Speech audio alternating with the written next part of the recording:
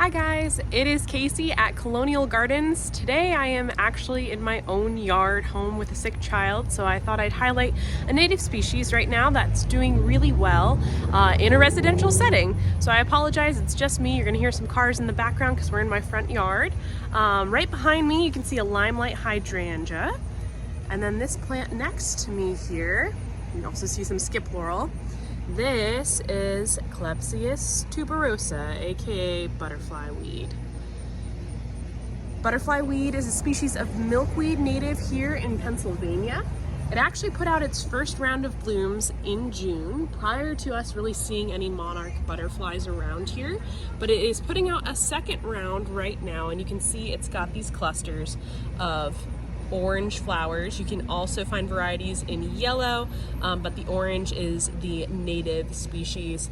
This species is more of a dry tolerant milkweed versus swamp milkweed that does better in wet locations, and it is one of the more compact varieties. So this particular individual has been here for about 3 years and is about max size as far as height goes. So we're looking at about 2 to 3 feet tall, which makes it extremely manageable for garden settings.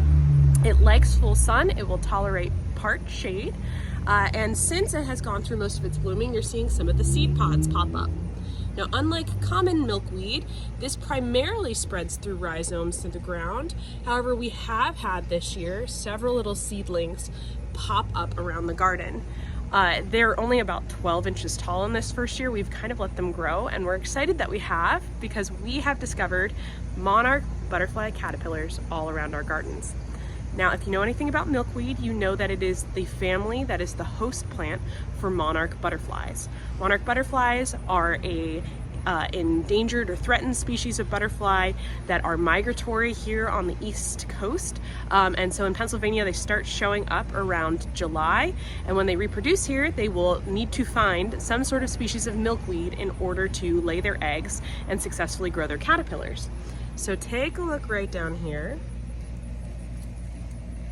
Oh, look at them!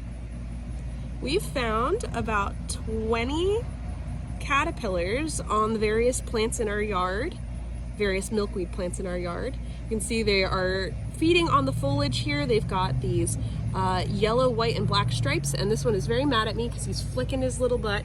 And that's one of their defense strategies in addition to their bright coloration. Milkweed as a family is deer resistant, it is rabbit resistant, and it actually provides a toxin for the caterpillars that adds an extra layer of protection for them. It makes them distasteful to birds, which are their primary predator. If you have monarch butterflies on your butterfly weed, the best thing that you can do is leave them there. So you will have some mortality. We know that we are not going to end up with 20 monarch butterflies going through the chrysalis stage and becoming adults. There will be some mortality due to disease and predation from birds. That's normal. But by leaving them outside, we are giving them a natural light cycle, we're giving them a natural food resource, and we're allowing nature to weed out the weaker individuals so that they are best prepared when they're adults for the best genes to keep going. Sometimes when we have our best intentions of bringing them inside, we make it harder for those individuals to be able to calibrate them to the sun and their geographic location for their migration, and can sometimes end up allowing weaker genes in the population to persist where they would have been weeded out. But I understand that instinct, definitely, because these butterflies are becoming more and more endangered as the years go by, mostly due to the extermination of their host plant, milkweed. In addition to that, you also have logging in their forests where they overwinter, and then the persistent use of pesticides in especially agriculture, but also in the garden setting. So we don't use any sort of pesticides in our garden because we want to make sure it's a safe place for caterpillars. And because of that, we have been rewarded after 3 years with our most numerous population of butterflies. There's lots of other little bugs flying around. The The bees are going to really love the flowers. The butterfly adults feed on the nectar of the flowers. There's beetles that feed specifically on milkweed. It's its own little ecosystem. It's such a joy to have in the garden, and it's so exciting to be doing my little part for conservation.